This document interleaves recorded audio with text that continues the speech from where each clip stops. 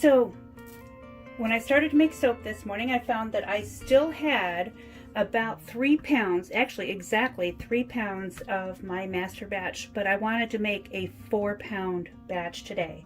We are making Cavalier from Nurture Soap. We're using the Cavalier fragrance oil, and I'm going to just keep it with its own name because I just love the name and I think it matches the way it smells. It's sort of like I am my own person and I know that I'm great. And it's for men, and it smells of confidence and strength and not really caring what the world has to say because he's his own man. And I think all the ladies are absolutely going to love it. So I've measured out my lye and my water, and as always we add our lye to the water, not the other way around, and this helps to prevent explosions. So I'm going to very carefully, you see I'm wearing gloves, I'm very carefully going to stir the lye into the water. Get all of that out. We've got some humidity today, so a little bit of that lye is trying to stick to the cup, but I'm going to just leave it over on the side. I'm not going to mess with it because it's only a few granules, and it will make zero difference whatsoever in the quality of my product, provided I have, because it's just that little bit. That's what I mean.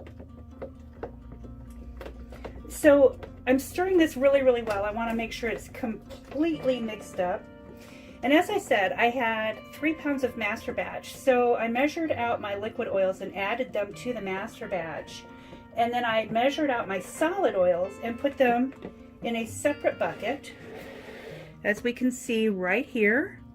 And I don't know if you remember, it's been a while since I've done a video, but I reuse ice cream buckets. And this one my mother actually brought here to Washington from Michigan. She had it full of that snack mix, Chex Mix for Christmas.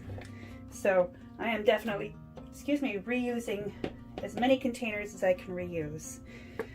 So we're going to now pour this hot lye water into the solid oils, and it is hot enough that it is going to melt those oils.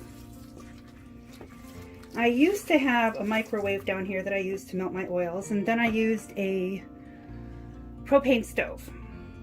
But the propane stove went over with the camping supplies, and I haven't ever brought it back. And the microwave went the way of, well, old microwaves. It's made its way into the dump, unfortunately. It just couldn't be repaired. So you can see as I'm stirring, the solids are melting. And I would really like to get where you could see that a little bit better, but the truth is, if I move my camera, it's a real hassle to put it back. So, but the oils are almost completely melted. Set this over with the measuring cup. And I am now going to pour this into my master batch. It is quite hot, quite hot. And that is going to start cooking right away, but oh well.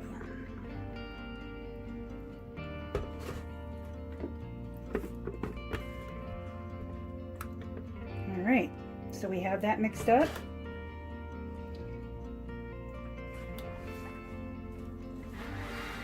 There we go. I have that dot there so I know where to put my bucket so you can see it, and I keep forgetting to put my bucket there. So I need to get a towel because I'm really good at making huge messes, not so good at wiping them up without a towel. All right, and now we are going to go ahead and excuse me, and we are going to blend. I'm going to do it on low.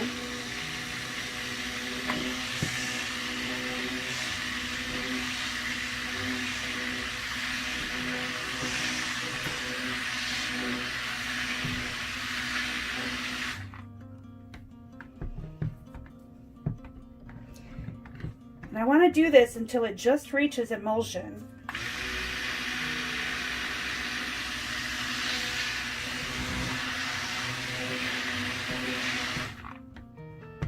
It's not necessary to have a thick trace, but you do have to get it to the point where the oils and liquid aren't going to separate anymore. All right, and it looks like we've reached that point. Let's go ahead and tap this off. We're still going to use this, so I don't want to get rid of it just now. All right, next thing we're going to do is pour in our fragrance oil. Now, according to the bottle, it does not accelerate, it doesn't do anything bad, no ricing, no acceleration, no discoloration. So this should act very well, I hope. We're going to pour the whole thing into that bucket. And it looks like we're going to have to move pretty quickly because it is already thickening up because of the heat. Put this off to the side. Wipe up my drip. Okay.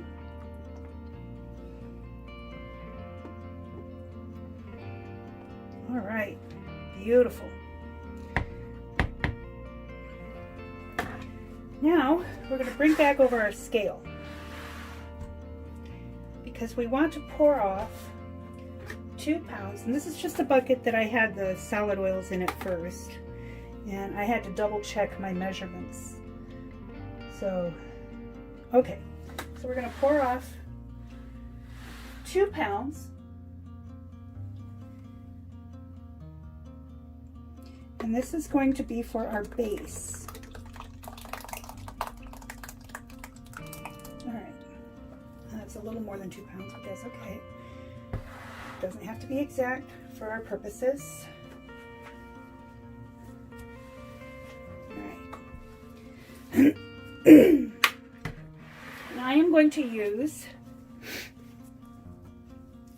Nocturnal Mica from Nurture Soap Supply, and they say I can use this at 1 teaspoon per pound of oils. So I've got just under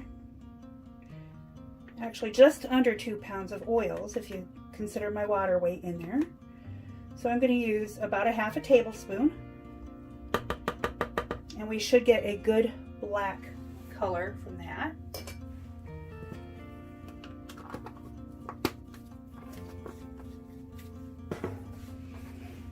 Okay, you see that there? Maybe I can bring you closer. There we go. And you are closer.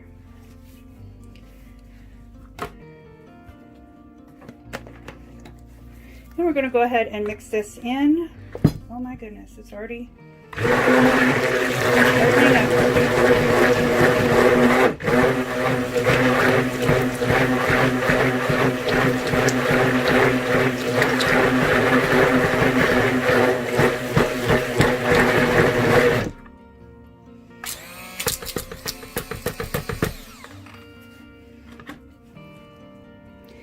all right.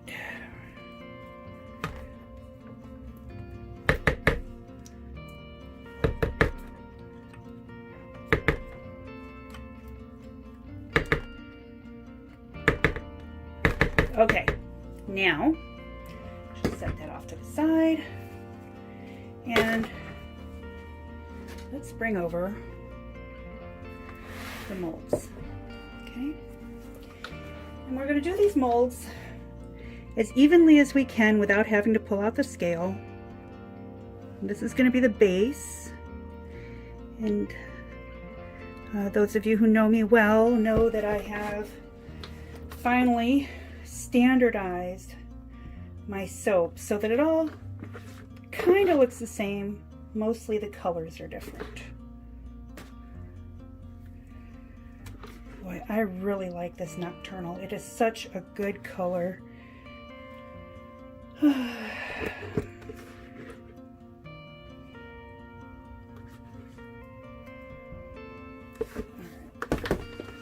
almost there. We don't want to waste any little bit of this.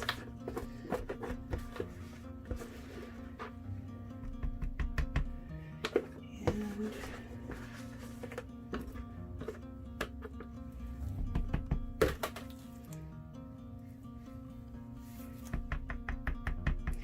there we go.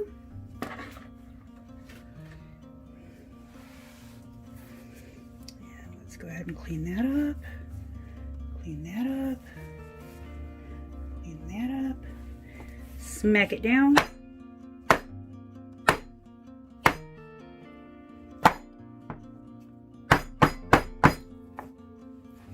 All right, next thing is we need to do a mica line. So, get out my trusty little sieve. My little sieve. We're going to put a tiny bit of neutral gray in there, also from Nurture Soap. Oops. So this is setting up on me pretty quickly, and I want to be able to get to the other color and actually be able to do an in the pot swirl with it.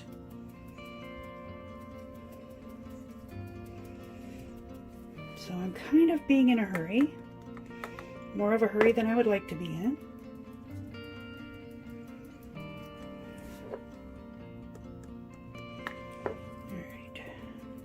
Almost there.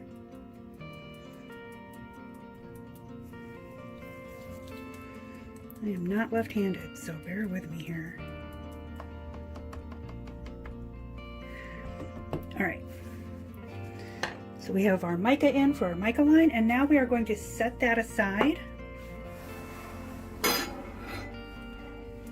All right, and here we are going to pour in some titanium dioxide.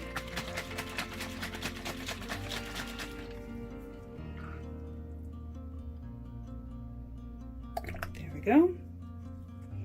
And that does cause some extra water, which then also causes glycerin rivers, which I like. Not everybody likes, but I like. But that being said, not a lot we can do about that right now. Oh my goodness, this is really cooked down already.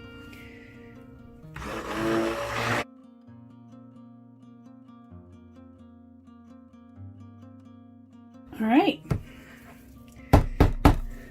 So we've got that, and we're going to split this about in half. We're going to hurry up and toss some of that gray that I just used, the neutral gray.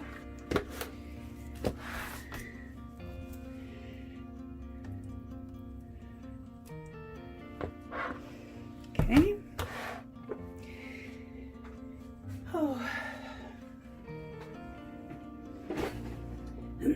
Can we tell that I haven't done this in a while? I don't have everything out like I should have.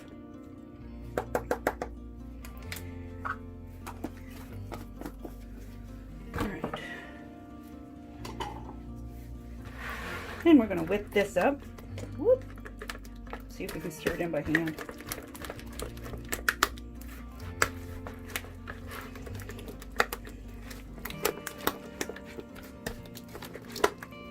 Okay. Wow. Nothing like hitting the camera, beating your audience up. All right, and then pour it back in. And we're gonna do a crazy version of an in the pot swirl.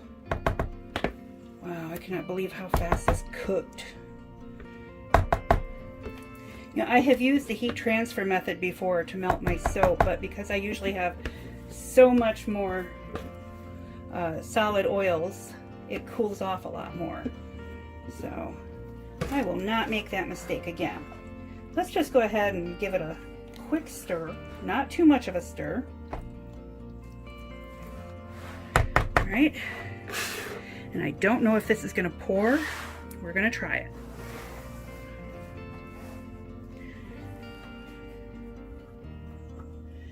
All right.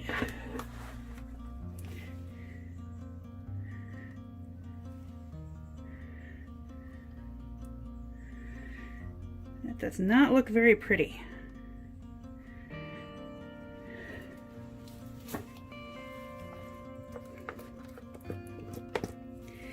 Maybe this soap is going renegade, huh? Boy, it sure does smell good though. Now you add this to a shaving soap, which I will also be doing today. As soon as I get my dishes washed, I'll start on that. And then a beard balm for those guys who use a beard balm. Maybe a shampoo to go along with it, and just layer his scents just like we would layer ours, ladies. And you will have the best smelling man in quarantine. Boy, it looks like that stuff is almost over, by the way. I'm really hoping so. All right, and now grab a chopstick and do a little swirly thingy. There we go. Little swirly thingy to give it some texture on top. Little swirly thingy.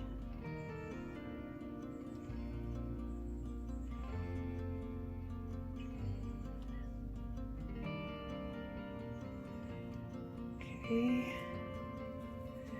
We're gonna whack it just one more time.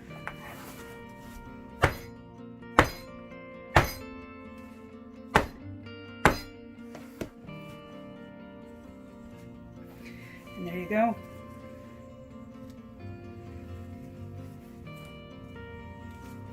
What do you think? I think it's beautiful. All right, we're gonna give this 24 to 48 hours to set up, and then we will come back for the cut. I'll see you soon. Okay, so here we are. We're back in the lab and we're getting ready to cut Cavalier.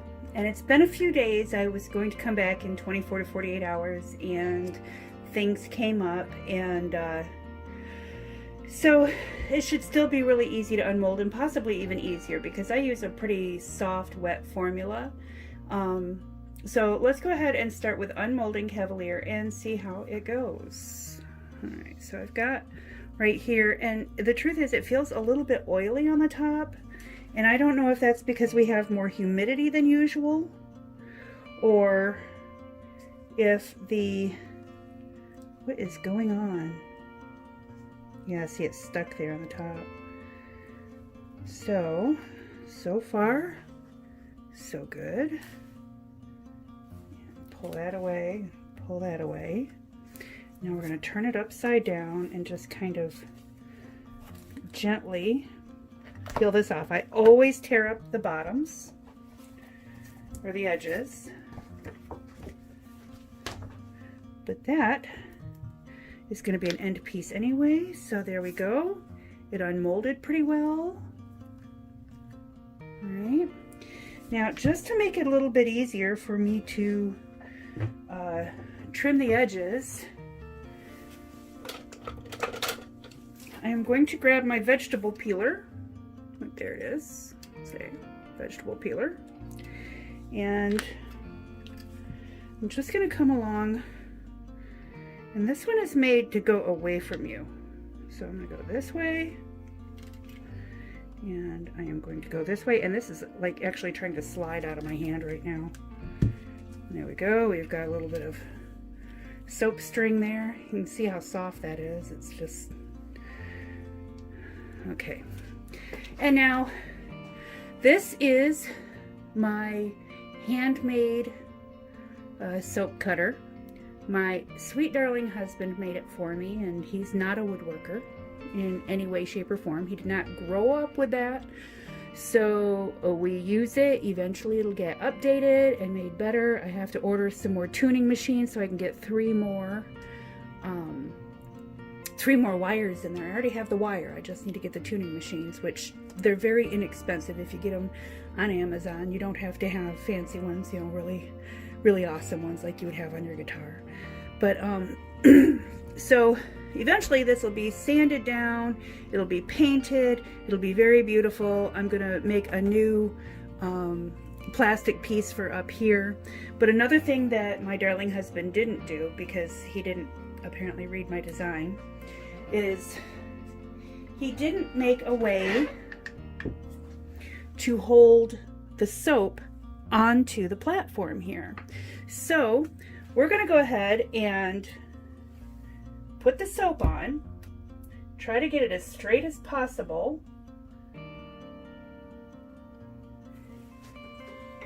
And then we're going to use just this board right here for now to hold it on there while we begin our cut.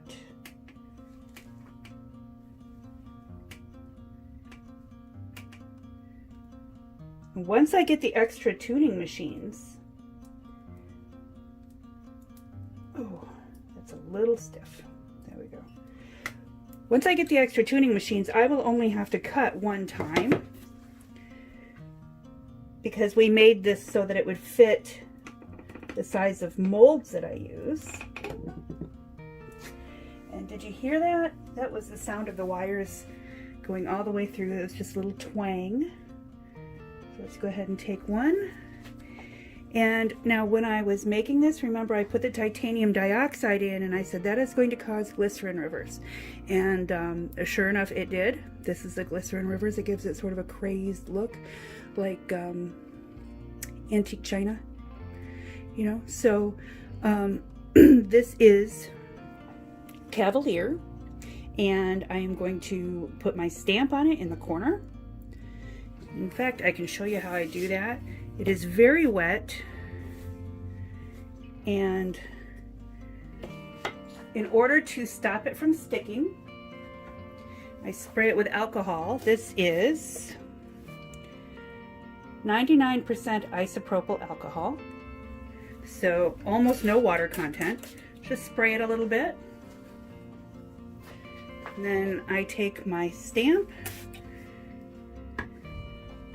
and normally I would need to use a hammer because I usually let these dry a little bit before I do this, but this is soft enough